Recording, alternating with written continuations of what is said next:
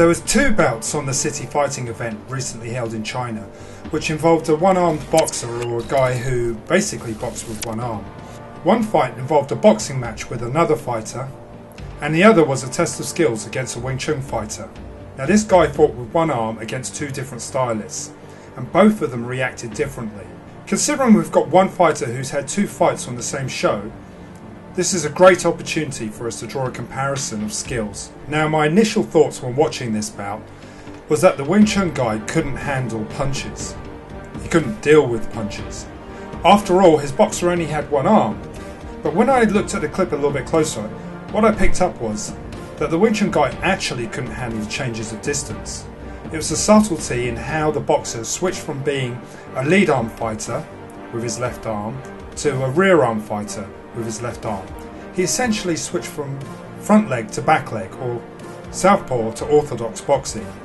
And actually this can be difficult to deal with at the best of times. When you change the leg, function of the arm changes as well. Say you're punching off the front leg with your left arm, this essentially becomes your jabbing arm, but the reach and the extension of it is very different, and also the angle is very different. So in contrast, if you switch stance and then your left arm becomes your rear hand, essentially with a bladed body, you're not only a lot harder to hit, but ostensibly your range and your distance is more deceptive, making it harder for people to hit you.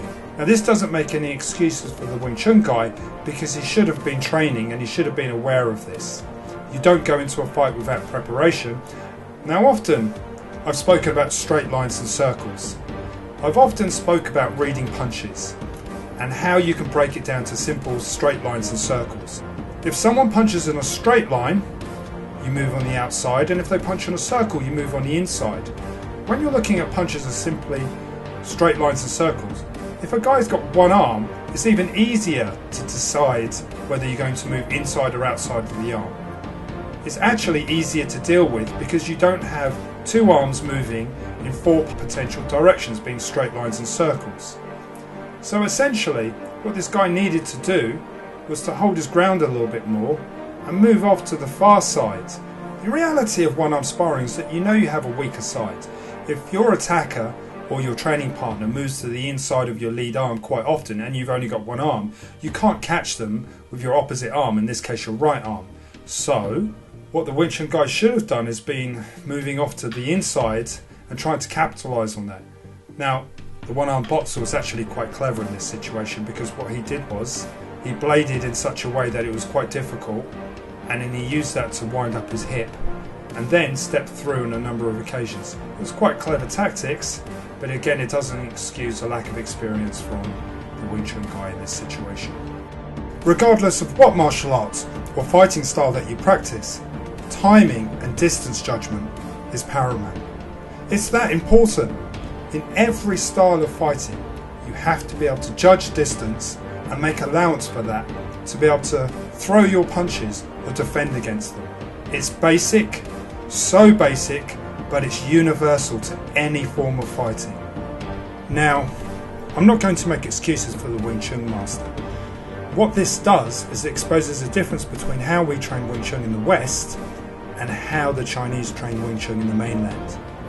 Quite frankly, in the West, we're more open to training against Western methods and fighting in a way that considers boxing our main objective.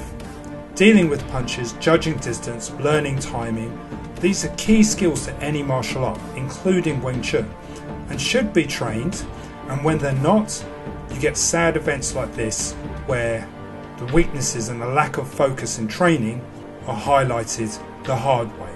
So, the takeaway from this is, if you want to fight, then realise that you're actually fighting on even ground against people that actually will prepare to fight, and most importantly, throw punches, kicks, and use those universal concepts such as distance judgment and timing. So if you're going to do it, be prepared and work hard. Thanks for watching.